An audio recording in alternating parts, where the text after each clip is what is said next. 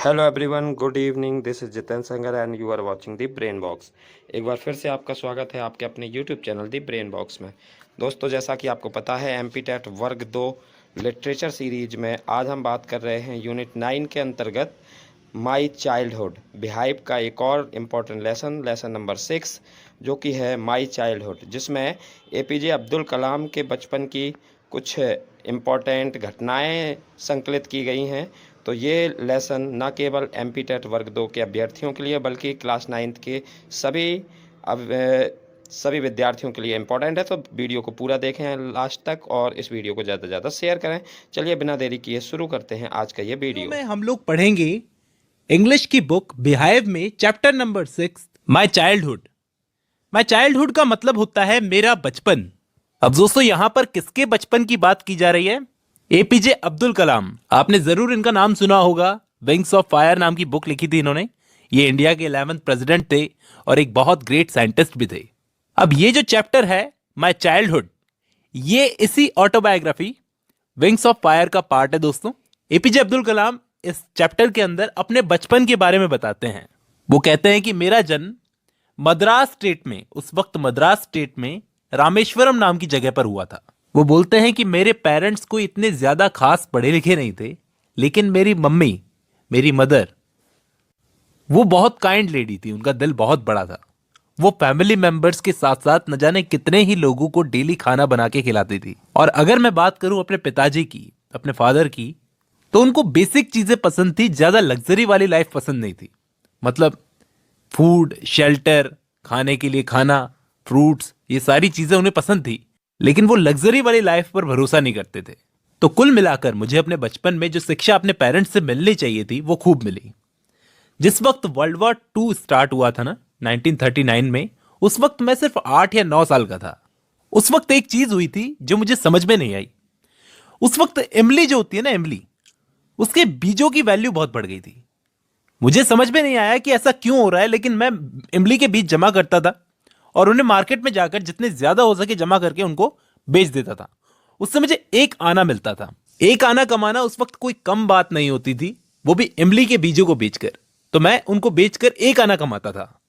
अब जिस एरिया में हम लोग रहते थे, रामेश्वरम में, वर्ल्ड वॉर 2 का उस पर कोई खास असर नहीं पड़ा था। लेकिन धीरे धीरे जब इंडियन फोर्सेस भी वर्ल्ड वॉर 2 को ज्वाइन करने लगी ब्रिटिश आर्मी की तरफ से, तो उस वक्त थोड़ा थोड़ा असर पड़ने लगा था। क्या असर पड़ने लगा था? उस वक्त रामेश्वरम में एक ट्रेन आती थी।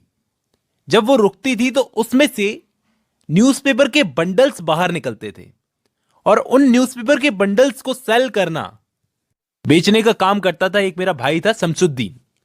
शमसुद्दीन उन बंडल्स को बेचता था। अब मुझे ये सब चीजें इसलिए पता है क्योंकि मैंने भी उसके साथ में काम किया था।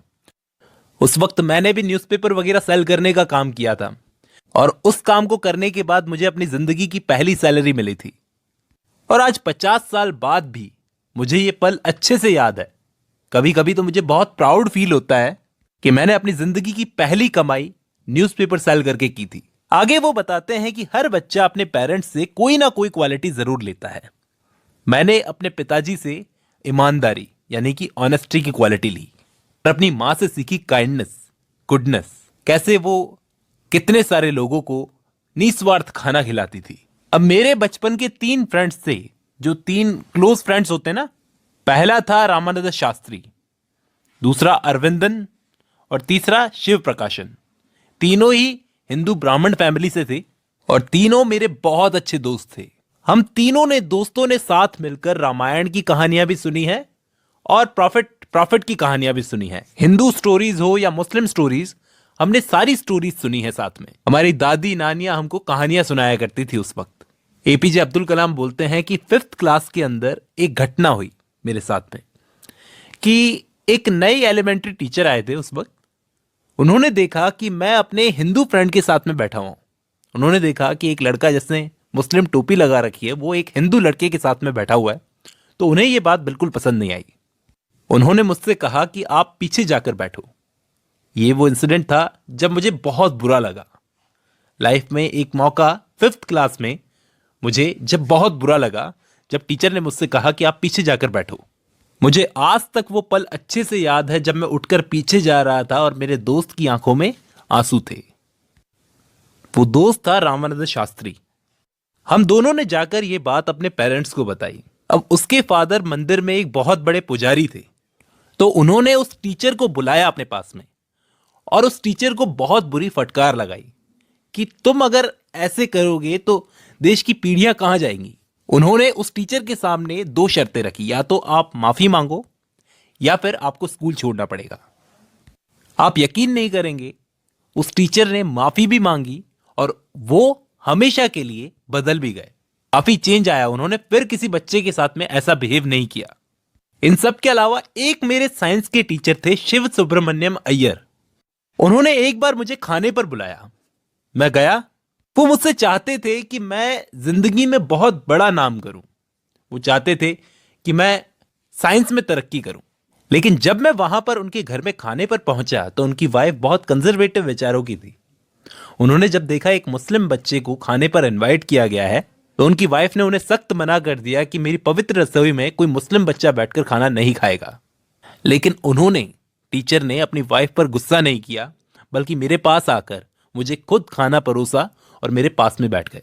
जब मैं खाना खा रहा था तो उनकी वाइफ मुझे देख रही थी, शायद मेरे खाना खाने के अंदाज को देख रही थी, मेरी जगह साफ करने के अंदाज को देख रही थी, जाने क्या देख रही थी। लेकिन जब मैं वहां से खाना खाकर निकलने लगा तो उस वक्त मेरे टीचर ने मुझसे कहा कि तुम अगले हफ्ते वापस आना। मैं इस बात पे थोड़ा हिचकिचाया कि मैं वापस आऊं, तो उन्होंने मुझसे कहा कि अगर तुम्हें सिस्टम को बदलना है तो ये सब प्रॉब्लम्स तो आती रहेगी, ठीक है। तो मैं जब अगले हफ्ते वापस उनके घर में खाना खाने गया तो उनकी वाइफ का बिहेवियर मेरे लिए चेंज हो गया। सोचने वाली बात है ना। खुद मुझे अपनी रसोई में लेकर गई, बैठाया, खाना खिलाया। अब आगे वो बताते हैं कि अब वो टाइम आ चुका था जब वर्ल्ड वॉर 2 खत्म हो चुका था और मुझे रामेश्वरम छोड़कर आगे की पढ़ाई के लिए रामनाथपुरम जाना था। तो मैंने अपने पिताजी से कहा, तो वो तो मान गए, लेकिन मेरी माँ मुझे अपने से दूर नहीं जाने देना चाहती थी। तब मेरे पिताजी ने मेरी माँ को समझाया कि इसे अगर आगे बढ़ना है तो दूर तो जाना पड़ेगा, कि तुम इसे प्यार तो दे सकती हो लेकिन इसे विचार नहीं दे सकती। विचार के लिए इसे दूर जाना पड़ेगा, इसे हमसे दूर जाना पड़ेगा, इसे पढ़ना पड़ेगा। तो इसके बाद मैं वहां से निकला और यहीं पर दोस्तों ये स्टोरी थी, वो खत्म होती है।